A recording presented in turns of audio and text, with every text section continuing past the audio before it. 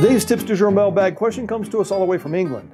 Robert, I ordered a kit from LMI and I am following your online course while building. I am wondering which side is up when installing the LMI truss rod.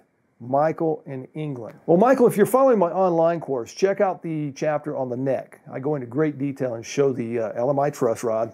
I show how to install it. And the metal side, to answer your question, is the part that goes up. The rounded covered side is what gets buried down into the neck. The fretboard gets glued on top of that. So that answers that question. However, there are a couple other things that you need to know about truss rods in general before installing them. One is check it to make sure it's operable.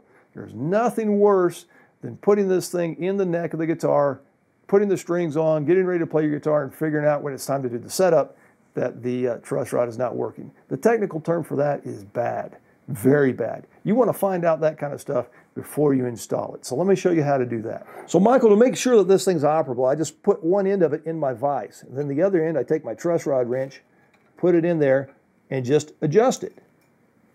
This is a double action truss rod, so I'm going to adjust it both ways. And as you can see, it's operable. If it's not working, or if the threads are stripped or something, then you want to make sure you don't install that in a neck. At least not on your guitars. Perhaps on your buddy's guitar you could do that, but not on your guitar.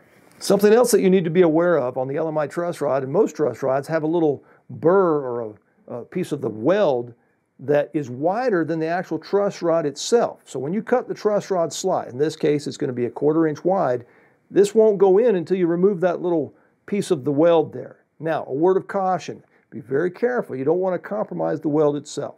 I just take a little file and file that little burr down until it's flush with the actual width of the truss rod. So very carefully just take your file and knock that little burr down. You want to do that on both sides and on both ends, because there's usually a little bit of a burr on both ends of the truss rod. So Michael from England, thank you very much for your question. With this information, you should be able to install that truss rod and make sure it's operable without any issues. And happy building.